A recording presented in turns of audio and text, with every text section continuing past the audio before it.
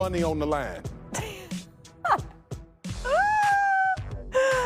Okay, Swagoo. He's here in the flesh, ready to get that bag. One of the classic lines in NFL Live history is when I said Dan was down there like a stripper picking up. And he really was. He Boogie, still do it today. You know what time it is?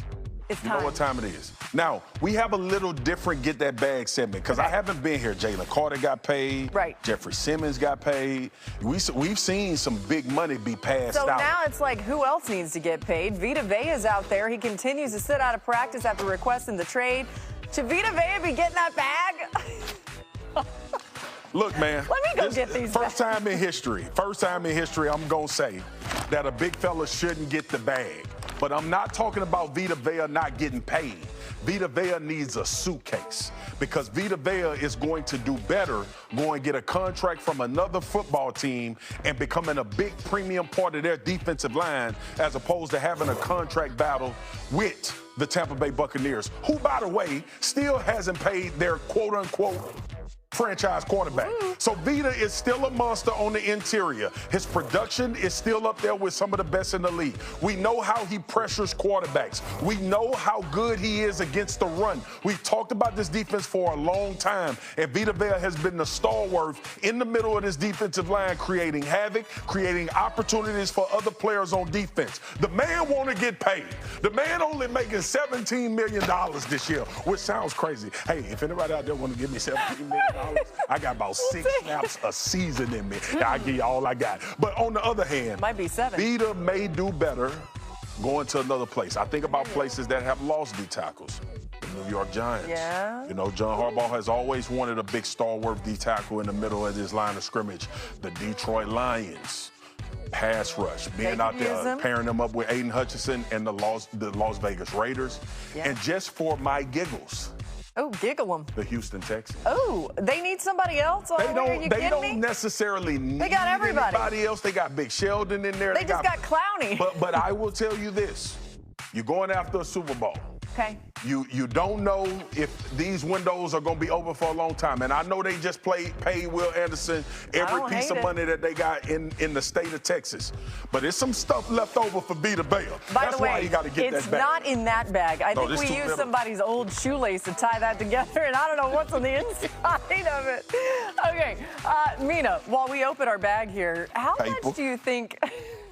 Amazing.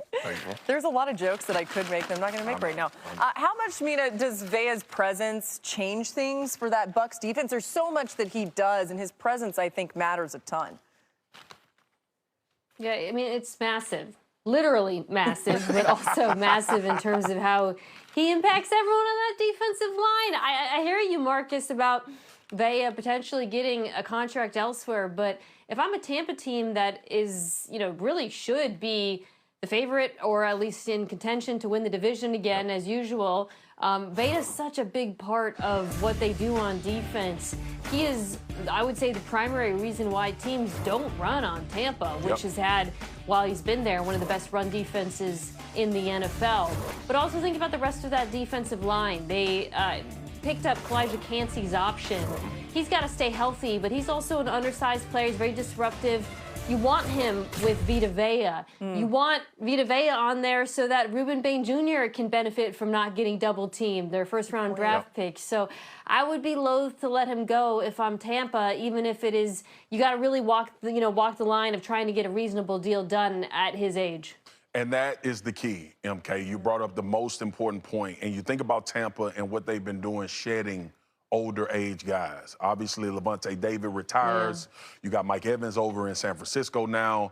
This team may be, this front office with Jason Light, they may be in a sort of rebuild without falling too far off the cliff type situation. And Vita Vea, unfortunately, it happens for every NFL player. He may not be in those long-term plans. And that front office may be thinking, the amount of years that we would commit and the amount of dollars, we may be able to do well by a groundswell of young players that can make us better longer term. Yeah, I mean, Adam, along those lines, we're under a month until week 1 kicks off. Should we expect something to get done with Vita Vea before then?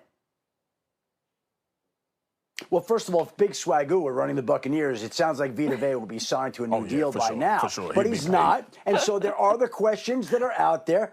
that linger out there. I know Big Swagoo's shipping him off to a number of teams.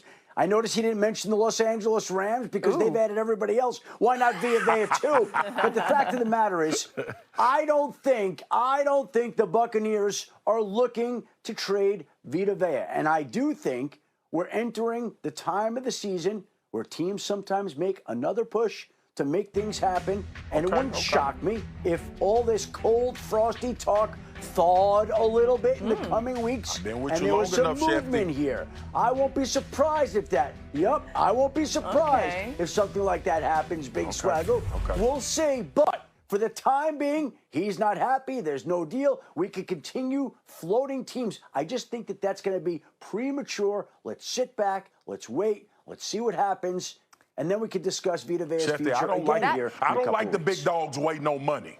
But but listen, if they're going to wait on some big bags of money, then maybe it's okay. And by the way, if you're just tuning in and you're like, why is Big Swagoo carrying a paper bag? It's a money bag, but there's not real money in there. It's supposed to be for Vita Vea, but they won't give it to him. Okay, Adam might have just given us a little piece of info. I'm now going to look out for a Vita Vea deal to happen with the Bucs here pretty soon.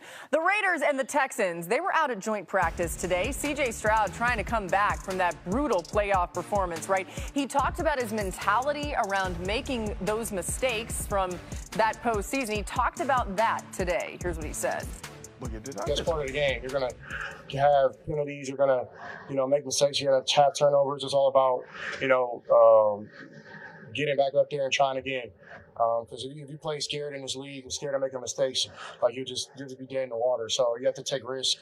And even when you do make mistakes, you got to just go to the next play and keep playing.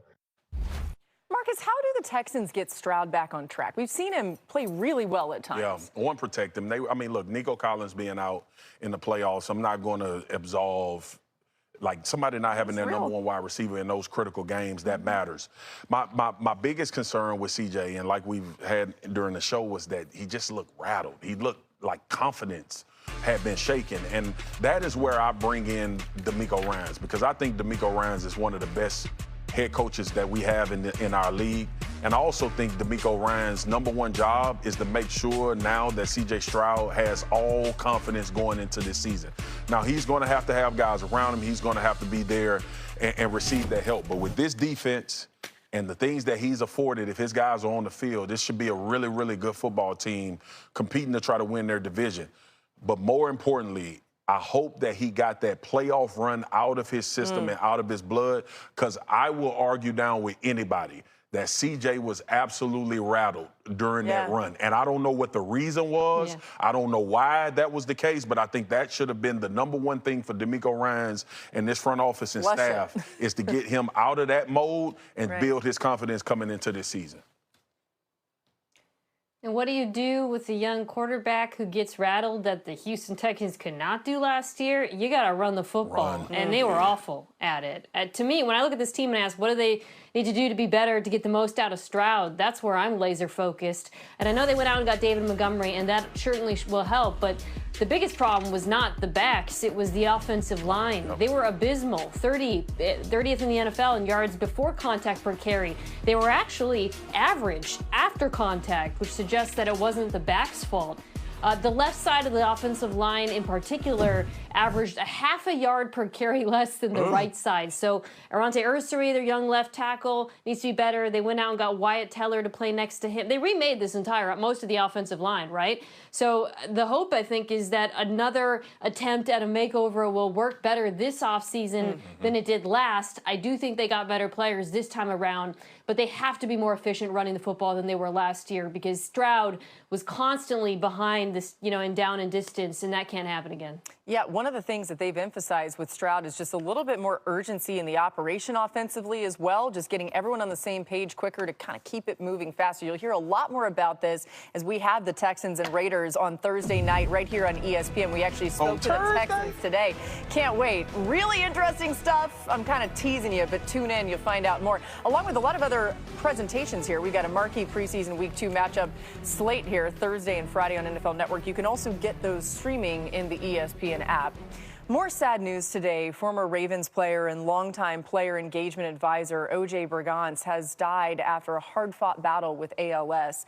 Brigance, who won the Super Bowl with Baltimore in 2000, was originally told he only had 2 to 5 years to live. But he valiantly fought the disease for 19 years, becoming a huge inspiration for the Ravens along the way. Brigance's impact in the organization and his teammates won't be forgotten.